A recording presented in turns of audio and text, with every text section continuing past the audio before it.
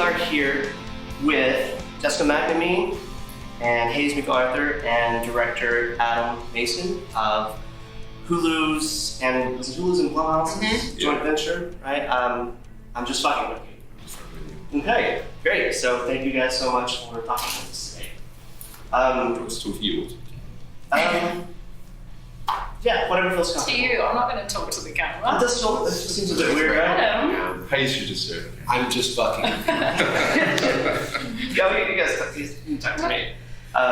Let's see. So yeah, I guess any pull quotes or anything big, give it to the camera. Grab that, use that. You're gonna be everywhere. That was a big change in the movie when we looked into the camera. Yeah. Yeah. So when does it get released on Hulu? On April Fools. April, of course. Yeah. Which is April 1st. April 1st, yeah, they called it 45 days. Oh, Which cool. is cool. That is really cool. Really So trying to speed it out. can you explain the name of the movie to me? You mean, why is it called that? Exactly. I mean, Hayes plays our chief bad guy, Chester, whose punchline is, I'm just fucking with you. So he's basically a prankster who's constantly toying with Larry, our protagonist, and it just escalates into murder. That sounds great.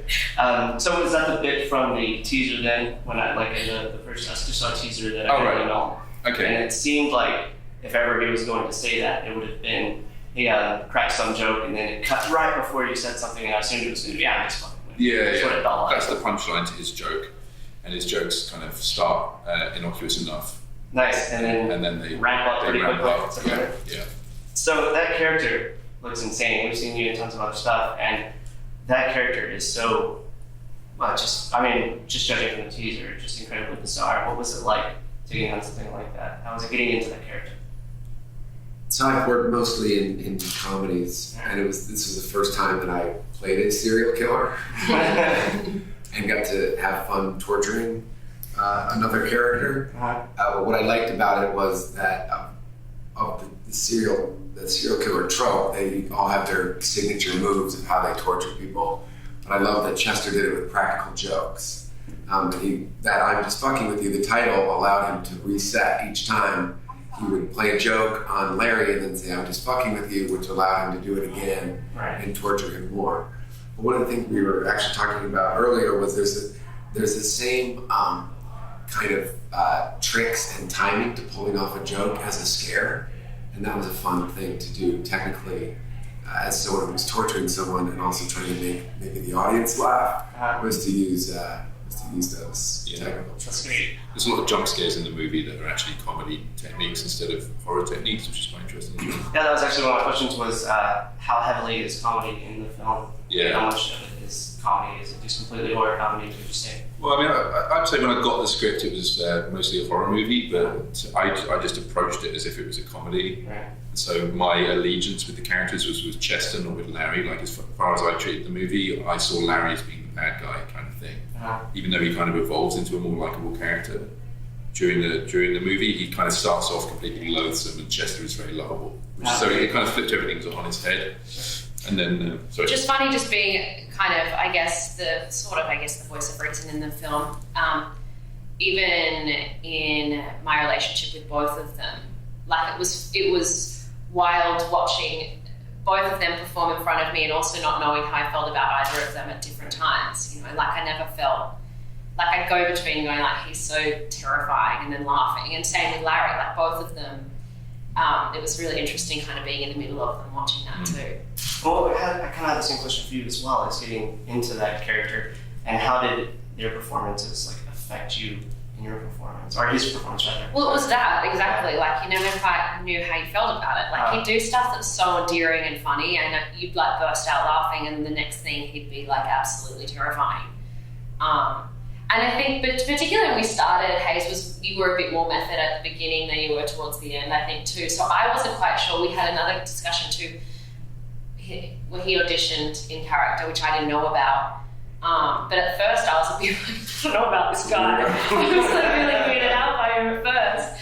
And as we went on, we got kind of quite comfortable. I think that you weren't as method. But so I was like, okay, he's not an absolute sociopath in real life.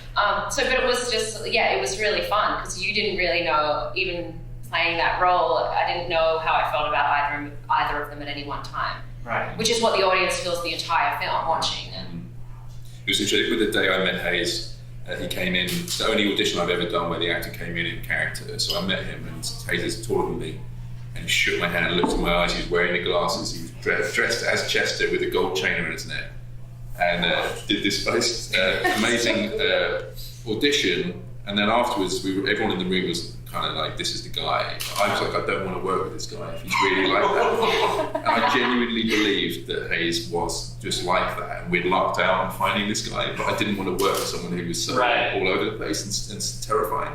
So I called around a bunch of people and had to get people to say, "No, Hayes is a really nice guy." Kira and I weren't sure either because we had decided like, Yeah. and, I mean, he is a bit weird, but so he is. Tolerable weird. We weren't sure either to begin with, and then as we kind of like got to know him as well, we were like, okay, this is more of him being, but he was like really unsettling as he is in the film. But he's a nice guy. So how confident were you in that decision to go into the audition completely in character? That's a great question. I didn't think I was going to get the role. That's interesting because Hayes was so different from every other actor we saw. Like, every other actor that came in was very scary, imposing, like a traditional serial killer. And I was very adamant that I wanted to cast out of the comedy world. And so when Hayes came in, it was like this amazing mixture between kind of intimidating and hilarious. Genius. I felt because it was something that I hadn't done before, and I was thinking how fun it would be to do it, that I wanted to do it if we only had 5 minutes, I could do it. That was it. No, that was it. It's great. It worked. So without giving too much away, could we get your favorite line of dialogue, spoiler-free, from the movie? Because it seems like there's going to be some quotes and dialogue. Yeah, Larry's. You were talking. I know. Well, no, I mean, I don't know if it's not really dialogue, but my favourite is the there's a double beat, like two scream thing that's my favourite, and that like really made me laugh. And it's in a really You say, "I told you he was a psycho." Oh yeah, that's great. There's a lot of that. There's some amazing social media comments in there, which are just absolutely hateful. Which I don't know if I can repeat, but can I? Yeah. Because Larry, the main guy, is like an internet troll, so it's got all of his posts. It's kind of like cut off the head and fuck the hole, and it's just like the most insanely offensive stuff. That's fantastic. And And then Kira has some funny lines. So he's so awkward, and he has some really stupid jokes that don't land that always make me laugh too. Yeah. He's like trying to be funny, and he's just not, and that's always uncomfortable and funny to watch. Right. It's a joke. Everything Larry says when he's on the raft on ayahuasca. right. Yeah, yes. What does he say? What do you call a person with no body and no nose? Nobody knows. Which is the worst joke. That's great. But he had to pull it off to save his life. He had to come up with a joke. So we got touched on this as far as the subgenre. So it's horror for the most part. Subgenre is I think it's more It's comedy. comedy, I would say, for the most part. So, yeah. Okay, great. Yeah. That's cool. Is that the first one in the Into the Dark series that's more comedy? Yeah. I haven't watched them all yet. Yeah, it is, yeah. And it's broad comedy, it's jackass comedy. Oh, cool. It's Fear and Loathing or one of those movies. That's one. Yeah. It's great. Tonally, it's very much like that. It's really not a traditional horror movie in any sense of the word. Yeah. That's cool. Excited for that. So what part of this film or this episode, I guess we'll look at that way, is your favorite? HIV. What scene did you say? Just your favorite thing from shooting or being a scene could be a perfect answer. I don't know, it was all pretty fun. We had a lot of fun, a lot of laughs. I mean, I don't know, what do you think? I loved killing the sheriff because it was a scene. There's very few actors in this movie. It's essentially feels like a play in a lot of ways because there's either one or two people in the scene figuring out for pages and pages. And the sheriff scene was 4 of us outside. We shot all nights, and we all got to react off of one another, and it was really physical. And that was it fun. was outrageous. And I again like that scene. There's a scene where towards the end where I get hold of the gun and Hayes and I have a little like face off. That was also really fun to film and funny and terrifying. But again, we had so much freedom. Like these guys would just like go for it. What would you do? And we kind of got to figure that out on the spot, which was really fun too. Yeah, that's really great. What about you? I mean, it's the same sort of thing for me, really, but I just had it for longer because the pre-production, we had like very short pre-production, which was like 3 weeks. So I think thrown into a hurricane basically, and myself and Marshall, the producer, basically kind of transformed this whole thing into this wild ride. Blumhouse gave us so much, and Hulu gave us so much freedom to kind of do our thing. It was just very liberating for me. I thought that I was just kind of going to be told what to do, and I was just going to go and do it. I did director for hire, but it was completely the opposite of that. It was just this insane collaboration with a bunch of really talented people. You know, like control in the process? I had complete control, I would say, but I'm like a super collaborative person, so as soon as these guys came on board, it just transformed to the next level. Sure. Through the shoot, and then in post-production, with the editor, Andrew, and with Marshall, and with the Blumhouse guys and the Hulu guys, it kind of kept evolving in this like insane direction that I just couldn't believe they were letting me get away with it. I really couldn't. And for the better as well. Yeah. Like it really, I think it exceeded all of our expectations, didn't it? It did, yeah. And every day up until like a few days ago when we finished the master, I kept thinking I was going to get a call saying we've got to take this out, this out, this out, and it just never came. I honestly can't believe it. That's the beauty of a streaming service and a company like Blumhouse. Yeah, I mean they just took such a gamble on me and us and everything. Your first time all you guys working with Blumhouse on the Blumhouse project? Yeah. I've written Blumhouse stuff. Yeah? Yeah. Well, so then same question for everybody. What is the difference coming from everything else you've done to working with a company like Blumhouse, and then you, especially since you've already worked for them, getting to now direct? What can you say that the differences are with Blumhouse? Because I know they tend to run things a bit differently. Mm-hmm. Well, you said it earlier, it felt like it was an independent film. It didn't feel like there was this overarching guy that was keeping everything on track. They really gave us the freedom to make the film that I think you really envisioned, and they gave us the freedom to play around. I certainly felt like it was one of the first times in film where all of our opinions were really valued. And we all got to say very equally. It felt like too. Yeah. We all kind of got a real say in the direction of our characters and also some of the storyline too. Yeah. I think it really evolved from the original script in a way. I just loved how much they trusted us in the direction we were taking it, and we kind of aggressively took it in this very heightened direction to make this extremely wacky movie. And that was just great. I mean, I haven't had an experience like that before. Yeah. Even on the kind of independent stuff I've done, there's normally a lot of cooks in the kitchen. Mm-hmm. And with this, although there were a lot of people involved, everyone was very much on my page, it felt like.